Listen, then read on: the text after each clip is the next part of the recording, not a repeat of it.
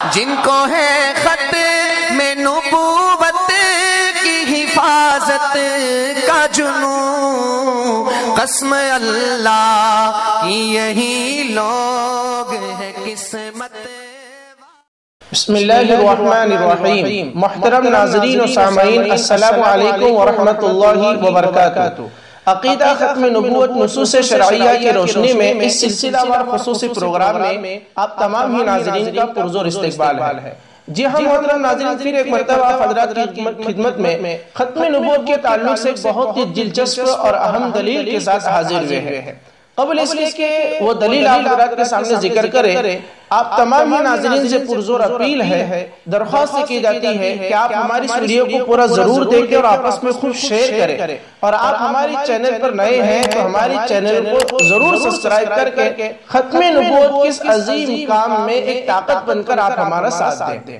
جزاکم اللہ خیر۔ محترم ناظرین، ہمارے سلسلے کو باقی رکھتے ہوئے جیسے کہ پچھلی نشستوں میں احادیث مبارکہ ختم نبوت کے تعلق سے آپ حضرات کے سامنے ذکر کی گئی، آیت مبارکہ قرآن پاک کی آیتوں کو ذکر کیا گیا، اسی سلسلوں کو باقی رکھتے ہوئے آج ایک پھر قرآن پاک کی آیتوں میں سے ایک آیت مبارکہ آپ حضرات کی خدمت میں ذکر کر رہے ہیں، اور آج کے ہماری اس آیت مبارکہ کا عنوان ہوگا، مجلس کا عنوان ہوگا عالم ارواح میں عقیدہ ختم نبوت کا تذکرہ۔ جی ہاں محترم ناظرین، عالم ارواح یہ وہ جگہ ہے کہ جہاں ساری انسانیت کی روحوں کو اللہ نے ایک جگہ جمع کیا، اور یہاں پر دو لوگوں سے اللہ رب العزت نے عہد لیا، وعدہ لیا۔ ایک تو وہ ہے جو عام انسان ہے، اور ایک وہ ہے جو اللہ کے مقدس اور خاص بندے ہیں جن کو انبیاء کرام علیہ السلام کہتے ہیں۔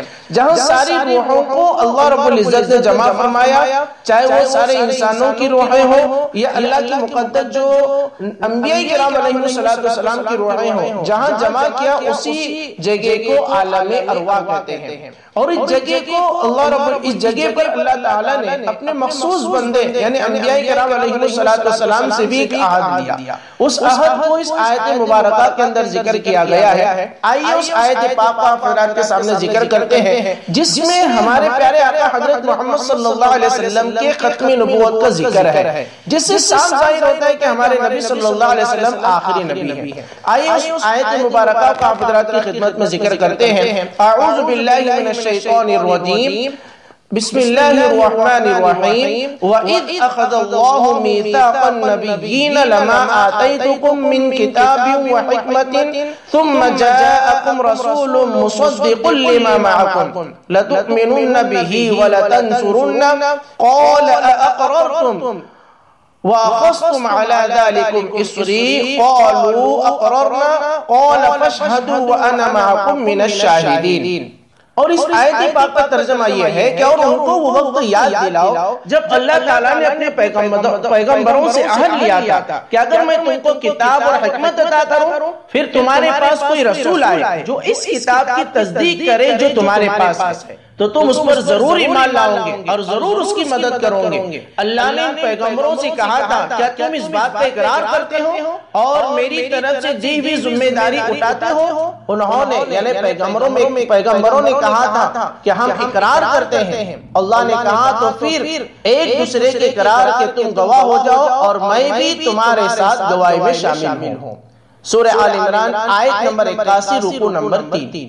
اس آیت کریمہ میں حضور اکرم صلی اللہ علیہ وسلم کی آمد کا ذکر ہے کہ اگر وہ آخری نبی کسی دوسرے نبی کے زمانے نبوت میں آ جائے تو اس نبی کو اپنی نبوت کی تبلیغ چھوڑ کر نبی آخر الزمان صلی اللہ علیہ وسلم کی پیروی کرنی پڑے گی، یعنی عالم ارواح میں بھی حضور اکرم صلی اللہ علیہ وسلم کی ختم نبوت کا تذکرہ ہو رہا ہے۔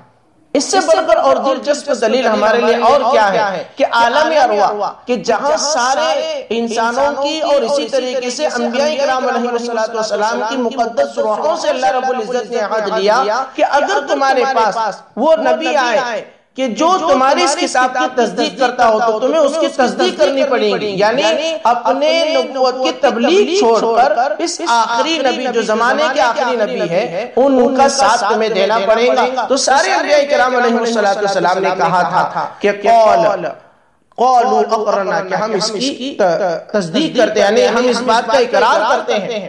تو اس بات سے صاف ظاہر ہوتا ہے کہ میرے اور آپ کے آقا حضرت محمد صلی اللہ علیہ وسلم ہی آخری نبی ہے، اور آپ کے بعد قیامت تک کوئی نبی نہ آنے والا ہے اور نہ ہی کسی قسم کا کوئی نبی پیدا ہوگا۔ اب اگر کوئی نبوت کا دعویٰ کرے یا کسی اور نبی کو نبی مانے تو وہ ہرگز مسلمان نہیں ہو سکتا، اسلام سے اس کا کوئی واسطہ نہیں ہے۔ اللہ رب العزت سے ہم دعا کرتے ہیں کہ اللہ تعالیٰ اس عقیدہ ختم نبوت کی اہمیت کو سمجھنے کی، اس کی عظمت کو سمجھنے کی اور مرد دم تک اس عقیدے پر قائم رہنے کے اللہ ہمیں توفیق نصیب فرمائے، آمین یا رب العالمین۔ محترم ناظرین اجازت دیجئے پھر اسی طرح کی دلچسپ دلیل یا قرآن پاک کی آیت مبارکہ کے ساتھ یا احادیث مبارکہ کے ساتھ آپ حضرات کی خدمت میں حاضر ہوں گے۔ السلام علیکم ورحمۃ اللہ وبرکاتہ۔